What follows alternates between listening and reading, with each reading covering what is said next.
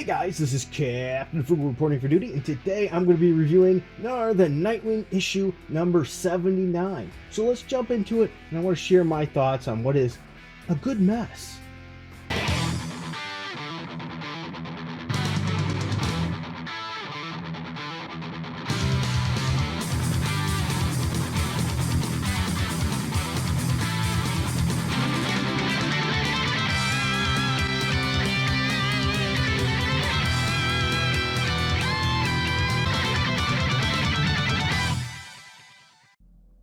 So this issue is written by Tom Taylor, and the artist is Bruno Redondo, which, once again, I am really bad at messing up people's names and things, and I'm not even going to try to read the color and all that. No offense to him. That's not my goal here, is to be offensive. It's just, you know me if you know my channel. For some reason with names, I suck. I just can't seem to get them right. So this issue starts with Nightwing, and I love this first page opening here because if you see it, you see Robin jumping down, and you see as he transforms characters, just like he's done over the years in the book, where he's the same character, but he's transformed himself, changed his outfit, and evolved. And we see that as from Robin to him turning into the version of Nightwing, and then we see him change again, and then we see him to where he is now. So it's a really nice way of showing what he's done over the years and how he's transformed himself. Really, really good opening. And I tend to love classic style of art like this when they show transitions of characters by drawing them multiple times, or maybe you see it with a punch, which you see in a fight scene later on this, where you see the characters' movements and how they got there. They do that usually with a little bit lighter. I really like that. So this might not be the best artwork in my opinion, but I think for this it really does work well, and I tend to like that. Now I really like how this story is showing the support system of Dick Grayson as his evolution has occurred, and how he's had really two families, his original family that came to pass, and then how he views Batman as a father. Then we see how he unfortunately had that falling out with the Batman, if you remember your Batman history, right? And how he became a prominent member and leader of the Teen Titans, and how that became a family to him. And now how he's evolved past that with his friends. He also has his brothers that he works together with, which we have none other than Tim Drake, Robin. They show Jason Todd, the Red Hood, and of course Damian, the new Robin, and how he's got all these groups of support. It's really interesting, and I think this book does a really good job.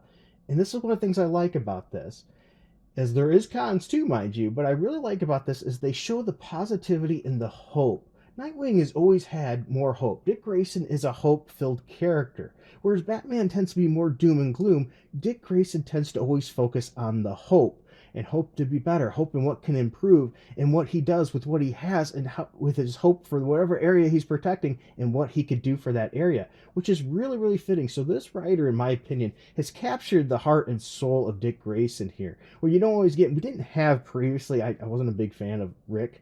That storyline, I understand as a transition was an idea, just didn't work for me. Whereas this one is getting back to roots of what Dick Grayson is, and I really like what I'm seeing here. This next part of the book I really also enjoy is the connection, the relationship between Babs and Dick. Some people sure on the Starfire camp, they prefer that, and some prefer, the Batgirl camp. I liked both, but I always think I don't know, I lean towards Babs. I think this is just a really good fit. And we have this discussion here, which once again shows more of the character development. If you weren't familiar with the story, we lost the butler. Alfred was a great character. I absolutely loved Alfred, but he passed away. When he passed away, he left his wealth to Dick Grayson, and lo and behold, he's been saving and doing really well, did great financially, and left Dick Grayson as a billionaire. He's just rich. So now I think he's more rich than Batman.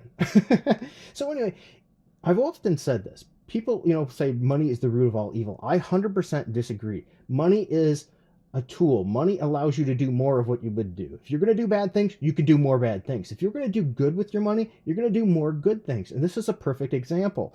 We have Dick Grayson searching out for what he's going to do with his wealth. Now that he has this, thinking, what could he do? He thought, well, maybe Batman could have done more. Some people are going to hate that because Batman did do a lot. Bruce Wayne did a lot with his wealth and has done a lot to help his area. Let's be honest, that little storyline doesn't make a whole lot of sense, but Dick Grayson thinks there's ways that maybe he could do even more, and that fits his character. I have no problem with that. So he goes to get some pizza, and I like the fact that he orders a slice for each one, and then Babs reminds him, hey, you're a billionaire now. He's like, oh, okay, I will order, 2 pieces for each of us. I like that part a little bit. It's pretty fun. Nice little touch there. But then gets to the part that's a little bit silly and crappy. As I said, there's pros and cons. There's a lot of good to this issue, but there's one that makes me go, oh, come on. What the heck is going on? Well, anyway, this particular section here is my negative of the book. It's done so good, the writer did here, on capturing the character of Dick Grayson, but tends to miss a little bit when it comes to Batman. So we have Dick and Babs here, and Dick finds out that, oh, I've been pickpocketed. Somebody's taken my money. This group of kids took my money. And Babs goes right on to social media, pulls up her phone. Too late, I've already put it on group chat. Now, I'm sorry, Dick Grayson's worried Batman's going to know about this, so she puts it on group chat so he'll know. Batman is not the kind of guy to do a group chat. Let's be honest here.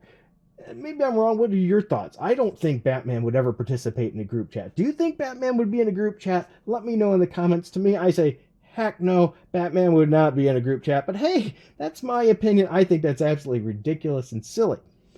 But the story continues on from there.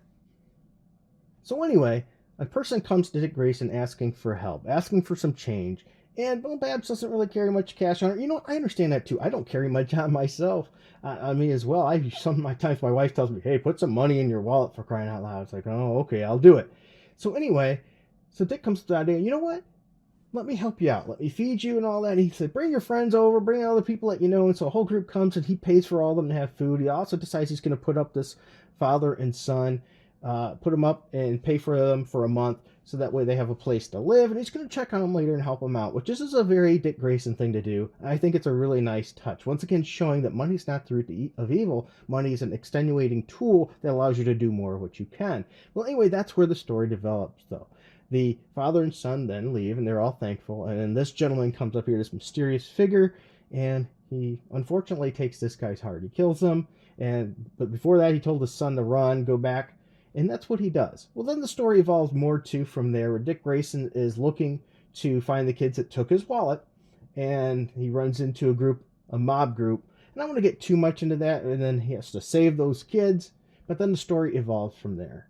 So overall, I don't want to give everything because I want you to read this comic book if you like what you hear. And I think this is a pretty good story. I think this is a good segue into a new tale. So it's a great starting point. If you enjoyed Nightwing or have been interested in checking out Nightwing, this might just be it for you. I think the writer right now is starting off strong, knowing enough about Nightwing. Maybe could do a little bit better in his Batman. In his knowledge of Batman, I don't get that. Sometimes, they try to be trendy and put these little quirks in there just to be trendy and cool. And I think this is one of those cases. But before I leave, I want to tell John one more little thing, just one more little thing, and that's at the very end of the book. I think it's very nice, very touching, especially the last scene. We have Babs and we have Dick discussing the situation, and I tend to like this little part right here. It says, I want to be a safety net for this city. And that is just so Dick Grayson. He figured out what he wanted to do. He wants to be a safety net. He's always been a safety net for Bloodhaven, always done what he could, but now he's even got more money to financially support that and do even more. So he's going to be the superhero for Bloodhaven, as well as, and here's the thing, he's going to be a financial backer and helping people just like Bruce does. So just in different areas. So once again, this is why I said I think the writer misses out on Batman a little bit and what Bruce does for where he lives, right? For Gotham. Whereas Dick is repeating that and doing it for Bloodhaven. So he's definitely learned and developed and gotten a lot of his growth from his perceived father of Batman, which I think is quite touching and pretty nice. Now, granted, as I said, I don't think the writer hit every note perfectly, especially when it's Batman, and trying to plug in a little bit of humor, just goofy. I think somebody as talented as Dick would know if somebody's trying to pickpocket him, especially when later on the issue, the group that they go to pickpocket, which I don't want to get too much in, is not specialized, trained, necessarily ninjas or anything, and they pick up on it and catch him, where it took Dick Grayson how long to catch that he was getting pickpocketed? Just seems to miss the mark a little bit. But nonetheless, look past a little bit of those things. I think you're in for a good treat here. Probably a good time to jump on this book. All right, well, I hope you enjoyed this video. Until next time, keep it frugal.